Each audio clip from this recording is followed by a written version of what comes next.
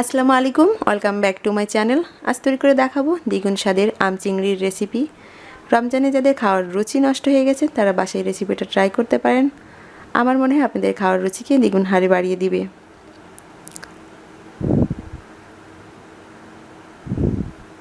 এখন চলে যাচ্ছি মূল রান্নাতে।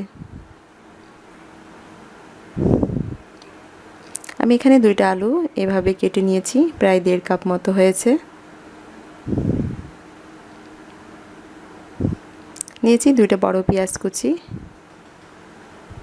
কিছুটা রসুন কুচি, নিয়েছি একটা আম এভাবে কুচি করে কেটে নিয়েছি, আধা কাপের একটু বেশি, নিয়েছি 4-5টা কাঁচামরিচ ফালি,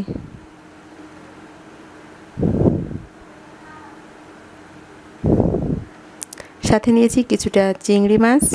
আপনারা চাইলেও মাছ ছাড়াও নিরামিষ এই রান্নাটা করতে পারেন, সেটাও অনেক বেশি মজার হবে। এখানে একটি প্যানে আমি দিয়ে দিচ্ছি সামান্য পরিমাণ কিছুটা তেল। আমি এখানে কিছুটা ছোট চিংড়ি অ্যাড করেছি।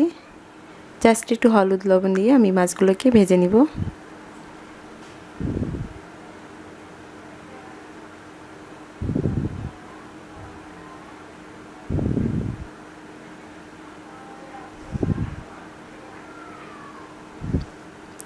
দিয়ে দিচ্ছি কেটে রাখা আলু, পেঁয়াজ কুচি,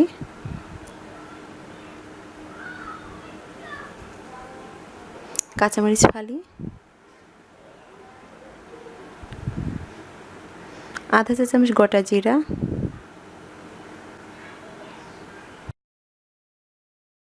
হলুদের গুঁড়া, 1 চা চামচ ধনিয়া গুঁড়া, স্বাদ মতো কিছুটা লবণ, দিয়ে দিচ্ছি আধা কাপের কিছুটা কম পরিমাণ সয়াবিন তেল।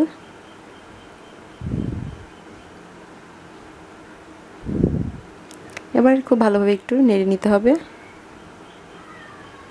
দিয়ে দিচ্ছি প্রায় 1 কাপ মতো পানি।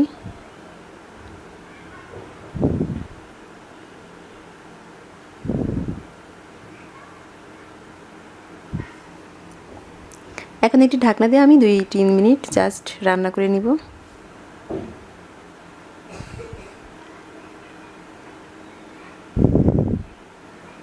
3 মিনিট হয়ে গেছে, আমি এখন ঢাকনাটিকে তুলে নিব।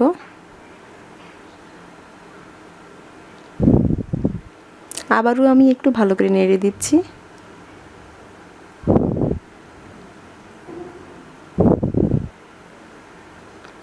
এবার দিয়ে দিব কেটে রাখা আমগুলো।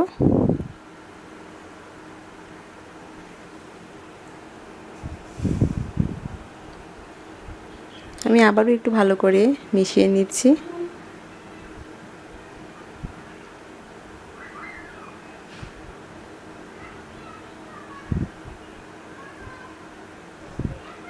দিয়ে দিচ্ছি 1 কাপ মতো পানি।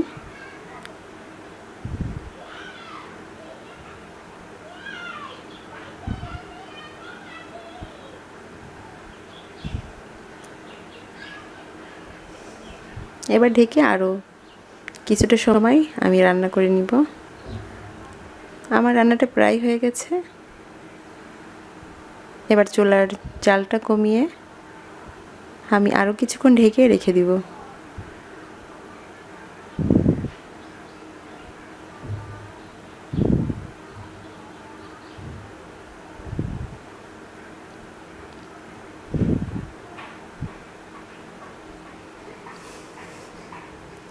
চুলা থেকে নামিয়ে আমি একটি সার্ভিং প্লেটে নামিয়ে নিয়েছি। তৈরি হয়ে গেছে অনেক মজার আম চিংড়ির রেসিপি। আপনারা বাসায় তৈরি করবেন, কেমন হয়েছে আমাকে কমেন্টস করে জানাতে পারেন। আমি আশা করছি আমার ভিডিওটি ভালো লেগেছে। ভিডিওটি ভালো লাগলে ভিডিওটিতে একটি লাইক দিবেন, আর যারা এখনও আমার চ্যানেলটিকে সাবস্ক্রাইব করেননি প্লিজ সাবস্ক্রাইব করবেন। সবাইকে অনেক অনেক ধন্যবাদ। আজ এই পর্যন্তই। আল্লাহ হাফেজ।